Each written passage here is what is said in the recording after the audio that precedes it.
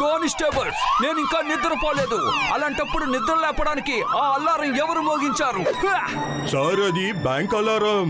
బ్యాంకులో దొంగతనం జరిగింది. ఏంటి? అయ్యమ్మో మోటు పతులు, మీరిద్దరు ఇప్పుడు ఎక్కడున్నారు? తొందరగా ఫుర్ఫురి నగర్ బ్యాంక్ దగ్గరికి రండి. అక్కడ దొంగతనం జరుగుతోంది. ఓకే చింగం గారు, పత్రులు త్వరగా పద.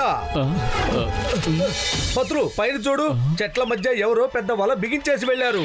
పాప ఆ పావురాళ్ళు ఇరుక్కుపోయాయి. త్వరగా పద, వాటిని కాపాడదాం. బాతు కలెక్ట్ గానే ఊగించాలు. వచ్చేసాలు తెలివి తక్కువ దద్దమ్మలు. మోటు త్వరగా కానివ్వు, అక్కడ బ్యాంకులో దొంగతనం జరుగుతోంది.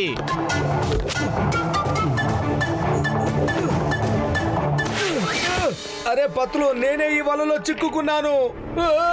దయచేసి నన్ను కాపాడు. మోటు నేను వస్తున్నాను. మోటు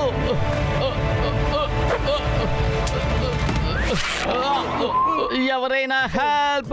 అరే ఎవరైనా వచ్చి కాపాడండి.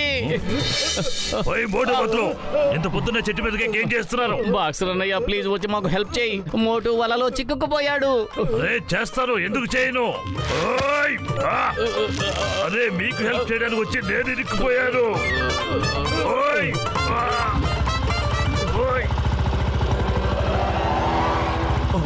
అయ్యమ్మో మోటు పతులు, మీ ఇద్దరిని బ్యాంక్ దగ్గరికి వెళ్ళమన్నాను కదా, కానీ చెట్టుకు వేలాడుతున్నారేంటి? చింగం గారు, రోజు ఉల్టా పల్టా చేయకపోతే వీళ్ళ మనసు శాంతించదు, ముద్దు కూడా దిగదు. కిందకి దించండి.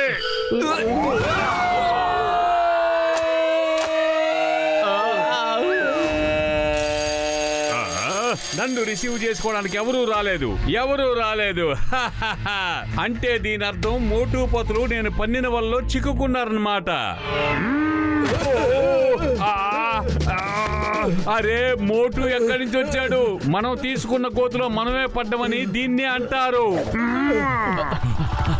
చింగం గారు తీసుకోండి, దోపిడీ సొమ్ము దొరికింది, కానీ జాన్ తప్పించుకున్నాడు. Thank you Motu, thank you very much. కానీ ఆ జాన్ నేను వదిలిపెట్టను. ఈ చింగం చేతిలోంచి తప్పించుకోవడం ఇంపాసిబుల్. చెప్పాను కదా, ఇంపాసిబుల్. జాన్ పన్నిన వల్ల నుంచి ఈసారి మీరు తప్పించుకోవచ్చు, కానీ ఈసారి మాత్రం ఖచ్చితంగా చిక్కుతారు. మోటుపతులు, ప్లీజ్ త్వరగా రండి. ఎవరో తెలియదు కానీ అక్కడ చెట్టు మీద వల పన్నారు. ఇందాకటి నుంచి ఒక పక్షి చీ చీ అంటూ సహాయం కోసం అరుస్తోంది. మీరిద్దరు జాలి దయా కలవాళ్ళు. ప్లీజ్ దాన్ని విడిపించరు ప్లీజ్. ఏంటి, మళ్ళీ చెట్ల మధ్యన వల పన్నారా? పత్రులు త్వరగా పద.